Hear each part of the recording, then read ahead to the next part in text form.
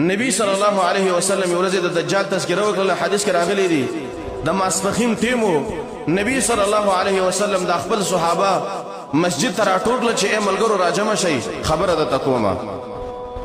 نبی صلی الله علیه وسلم چې کله ملګری راټول نبی صلی الله علیه وسلم منبر ته وخته او اعلان یې وکړ چې الصلاه جامعه ازما ملګرو د مونږ ټیم دی راځي مونږ وکړو. چې کله صحابه راټول شو نبی صلی الله علیه وسلم جمع ته مخکې شمونځ وکړ او د مونږ نه وروسته نبی صلی الله علیه وسلم منبر ته وخته او بیا دې ملګرو ته ویلي په منبر باندې کېناسته.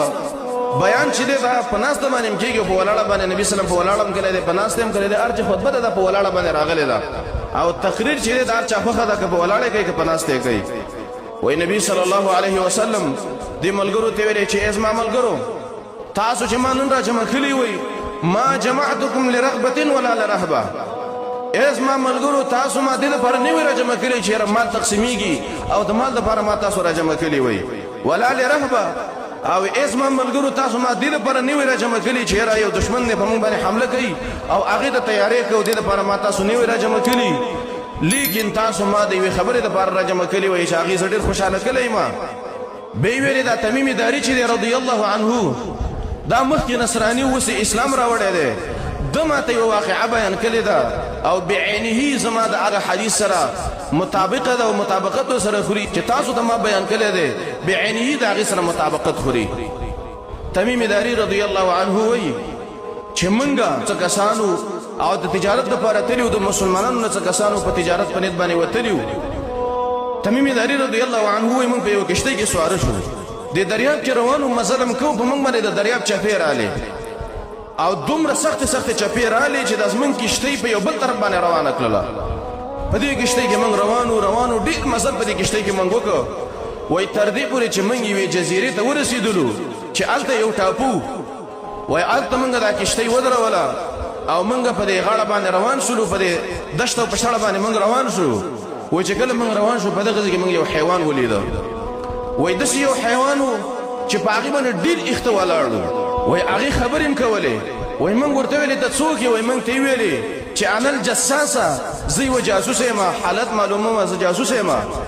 وایي موږ دې تپوسونه کول خو لیکن موږ ته یې ویلې زه تاسو سره خبرې نه کوم دلته یوه عبادت خانه ده یوه کوټه ده او په هغې کې یو کس دی هغه به تاسو لره جوابونه درکړي. وایي په دې کې موږ د ځان سره روان کړو هغې عبادت خانې او کوټې ته موږ بوتلو. وایي چې دې کوټې ته موږ ننوتلو چې وم کتلې وایي په دې کې یو کس دی او د وجود نه ډېر غټ دی او اوږد دی او دا په زنځیرونو کې تړلی شوی دی د سر نه واخله تر خپو پورې په زنځیرونو کې کلک تړلی شوی دی او داسې ټوپونه هم وایي. وایي موږ دې تپوس وکړو چې ته څوک یې؟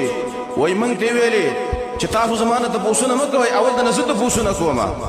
وایي اول تپوس یې دا وکړه چې تاسو څوک یې؟ وایي موږ ورته ویلې چې موږ عرب یو او د عربو نه راغلي یو تجارت په نیت باندې راوتلي وو په کښتۍ کې سواره شو چپې را باندې راغلې هواګانې را باندې راغلې زموږ کښتۍ ګډه وډه کړه ایسې رانه لاره ورکه کړه دې ته راووتلو. وایي بیا یې موږ نه یو څو تپوسونه وکړه. وایي موږ ته یې ویلې چې یو څو تپوسونه زه ستاسو نه کوم. یو تپوس یې وکړه په باره د نخل بیسان کې چې نخل بیسان دا یو باغ و چې آیا دې کې کجوري کېږي او که نه؟ وایي موږ ورته ویلې چې بلکل هغه باغ کې کجوري کېږي او خلک د هغې نه پیدې اخلي. وایي دویم تپوس یې زموږ نه وکړه په باره د بحیرې تبریه کې چې دا یو نهر و چې آیا دې کې اوبه شته او که نه؟ وایي موږ ورته ویلې بلکل په هغې کې اوبه شته دی او اوبه په هغې کې روانې دي. وایي دریم تپوس یې زموږ نه وکړه په باره د نهر زوغر کې چې دا یوه چینه وه چې آیا دې چینې کې اوبه شته که نه وچه شوې ده؟ وایي موږ ورته ویلې چې بلکل په هغې کې اوبه شته دی. وایي بیا یې ماته ویلې چې نږدې ده چې په دغه نهرونو او دغه چینو کې به اوبه وچې شي. وایي بیا یې موږ نه څلورم تپوس وکړو چې آیا د عربو رسول راوتی دی او که نه؟ وایي موږ ورته ویلې چې بلکل د عربو هغه رسول راوتی دی د مکې نه هجرت کړی دی مدینې ته راغلی دی. وایي د چا سره جګړې کړي دي او که نه؟ وایي موږ ورته ویلې چې بلکل جګړې د عربو سره کړي د مشرکانو سره.